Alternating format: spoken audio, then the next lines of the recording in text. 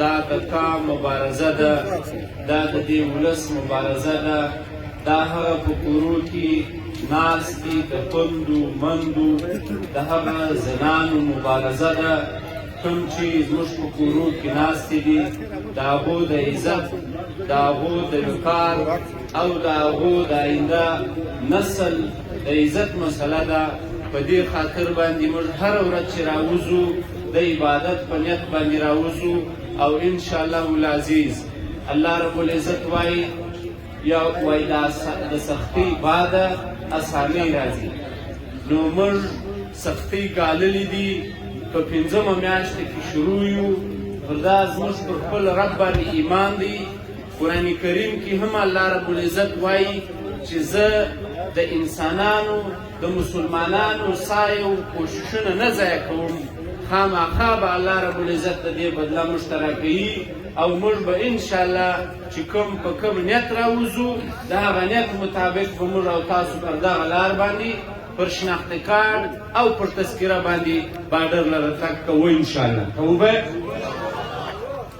دویمه خبره ما د قرآن کریم یو آیات ووایي، الله رب العزت فرمایي چې د محمد صلی الله علیه وسلم د ملګرو دا صفتونه دي. پیغمبر علیه الصلاة والسلام دا یوه خبره زه په ډېر دلته علما کرام هم ناست دي، په ډېره ذمهواري یې کوم.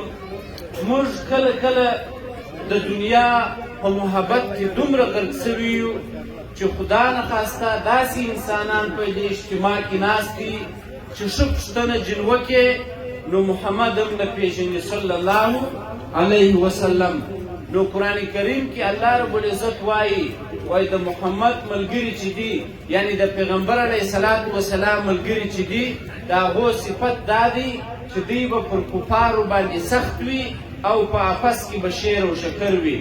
نن موږ او تاسو د هغه مسلمانانو چې د هغه صحابه کرامو هغه سنت ادا کوو چې الله رب العزت وایي رحماء بینهم، دوی په خپل آپس کې یو د بل سره رحمدله دي، دوی په خپل آپس کې یو د بل سره شیر و شکر دي. نن دغه حکمرانان زموږ سره د مسلمانانو چم نه کوي، د مؤمنانو چم نه کوي. د مسلمان صفت دا دی چې په آپس کې به شیر و شکر وي، په آپس کې به سره رحمدله وي، لیکن دوی پر موږ باندې هغه کردار زموږ سره ادا کوي لکه خدا نخواسته د کفارو چې پر موږ باندې دوی په خپله سخت دي. اشداء علی الکفار دا د صحابو دا صفت دی چې سختی به د کافرانو سره کوله، سختی به د اسلام د دشمنانو سره کوله، په آپس کې به سره رحمدله وو. نن زموږ حکمرانان دا پر موږ باندې سختی کوي، دا زموږ سره د کفارو چم کوي، یعنی دوی د کفارو دغه پر ځای کوي چې دوی په خپله د کفارو عمل پر ځای کوي. په کار خدا وه که د قرآن ترجمه پر ځای سي، د صحابه و سنت پر ځای سي، نو به دوی پر موږ باندې رحمدله وایي.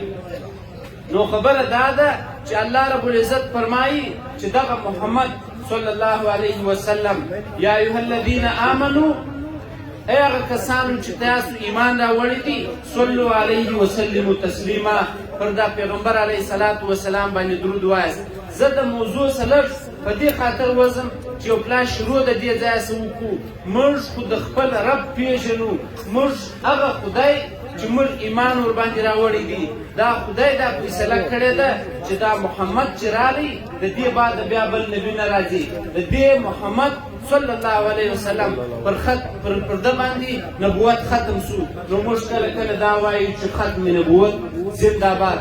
دا په دې خاطر باندې چې نن په دنیا کې داسې طبقې هم شته چې هغه د نبي علیه الصلاة والسلام د ختم نبوت څخه انکار کوي.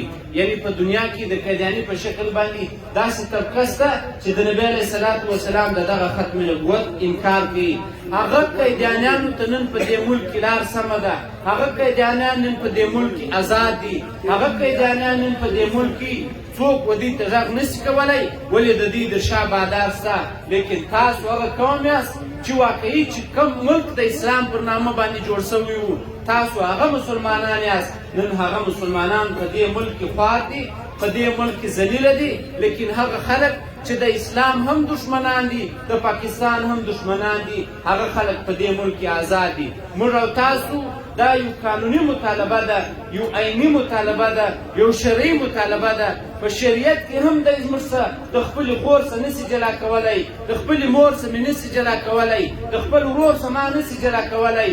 په اسلام کې هم موږ اجازت لرو، اسلام هم موږ ته دا اجازت راکړی دي چې زه په آزاده طریقه باندې د خپل ورور سره، د خپل خور سره، د خپل اکا سره، د خپل ماما او عزیز او قریب سره ملاو شم. دوی پر موږ باندې شرن دا لاره بنده کړې ده، دا یې زموږ سره ناجایز کړي دي. او دوم قانونا هم موږ دا حق لرو چې پاکستان نه و، د پاکستان در مخه زموږ ابا او اجداد پر دا وطن باندې آباد وو، چې پاکستان نه و زموږ نیکهګونه پر دې مځکو باندې آباد وو په آزاده طریقه سره.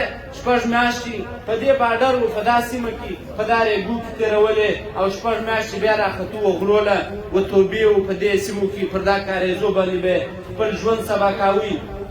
نو قانوني طور هم موږ دی نسي راګرځولی.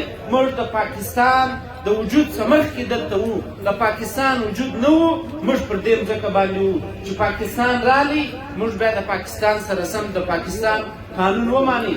خو موږ دا یو شی ودې ته وایو چې موږ هم شرعي دا حق لرو، هم قانوني دا حق لرو. او د هغه رقم موږ پر دې لاره باندې روزګار دی، زموږ پر دې لاره باندې رشتې دي، زموږ پر دې لاره باندې ځمکې دي. نو په دې خاطر باندې موږ نسو کولی چې موږ دغه لار پر پاسپورټ باندې ومنو. که چیرې پاسپورټ پر دې ځمکه باندې نافظه سي، ورونو دا خبره زه صفا کوم، که پاسپورټ پر دې ځای باندې نافظه سو، بیا به دا چمن په کنډوالو بدلیږي او دا باډر به په کنډوالو بدلیږي. لہذا تاسو چې کوم سهار راځي، دا د عبادت په نیت باندې راځي، دا یو عظیم عبادت دی، دا یو عظیمه فریضه ده.